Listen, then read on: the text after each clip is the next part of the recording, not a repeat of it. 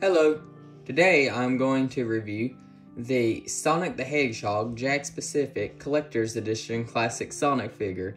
That is a very long name for this. But anyway, it used to go for around $50, but now it goes for around $30. And it has a bunch of interchangeable parts where you can make your own Sonic figure pretty much. So today I'm going to review it.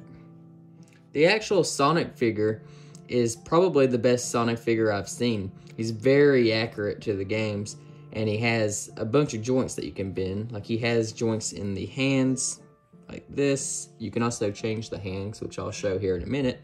Joints in the elbows. He has joints in the shoulders. Well, let me bend this one. Yeah, joints there. They bend all the way up, like that. He has joints in the legs, like this. You can make them kick if you want, like that. And there's no knee joints, which I don't really know how they would put knee joints on a figure this short. But he does have joints in his feet, which you can bend like that. And he has a great big neck joint, which you can bend like that. You can kind of bend it up and down a little bit, but not much. So it's mostly just for looking around. And that is all of his joints. Now, on the back of the figure, you can see he has his quills, and he has like a little bit of a, well, he has his tail, but it's a different material than the rest, I think. It's kind of more rubbery. And he has all his quills back here. Let me show, you can see the seams where he's kind of put together. I don't think it looks too bad, but I can see some people wouldn't like that. He has the seams running down him here and through here. I think he looks pretty good though. And he has this little buckles on the side of his shoes. They're painted with a little bit more of a shiny paint. And he has some little pegs in the bottom of his feet where you can attach them to things. And overall, I think this is the best classic Sonic figure we've had. It comes with this stand for Sonic, which is themed like Sonic Mania in Studiopolis. And it has these 3D sides, as you can see when you move around it, these move with you. I think that looks very cool. It has some 3D-ness to the background too. Let me get the camera to see that. It just flickers the TVs. And there is nothing on the back, but you're not really going to be seeing this from the back. And underneath is hollow, which I normally just stick my extra pieces down there. That way I don't lose them. But you see it has these two little pegs. That's what the holes on Sonic's feet are for, where you can attach him to it, like that. So I'm happy they include a stand for him. This also comes with a bunch of pieces where you can swap out the eyes and the mouth and the hands on Sonic. So I'm going to show a few different combinations that I've come up with. To pull the pieces out, I normally do it with the nose, but you got to do it very carefully. I don't want to break anything. And his muzzle comes out like that. That is creepy. And his eyes come out the same way. They're a lot harder to get out though. Kind of just pull from the bottom right here, very delicately. And this is not mirror fuel right here.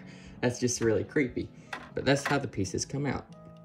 So I'm going to put a new expression on Sonic. Let's see, I think I'll try these eyes. And I'll put them into him like that. And I think I will switch the mouth to this one. Kinda gotta get this in perfectly straight. On the side about like this.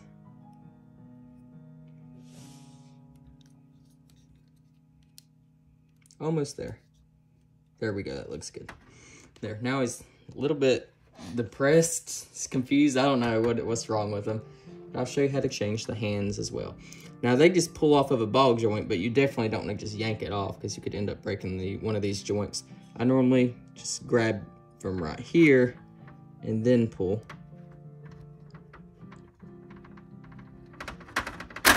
There, I have to be very easy with that. That way I don't mess up a joint. And you see he has these ball and socket pieces.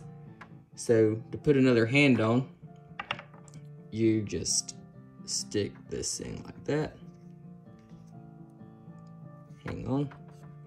You can tell that I haven't done this very much. I've kind of just left him in the same pose since I've opened him.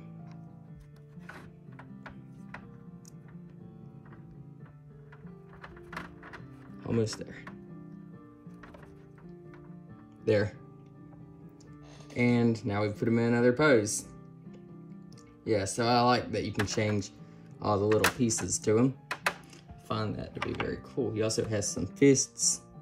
If you want to punch somebody, the hand that's waving as I shown earlier.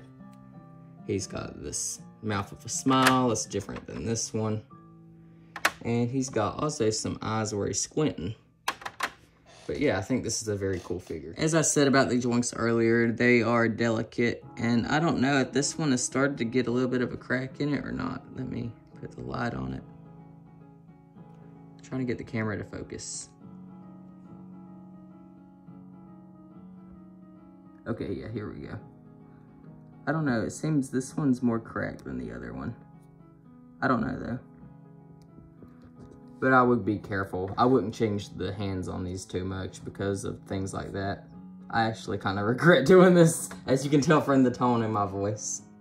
The front of the box looks like this. The side looks like this. The back looks like this. And the other side looks like this. And you see the front of the box opens up and it's designed like Sonic Mania. And I think you could about display the figure inside of there.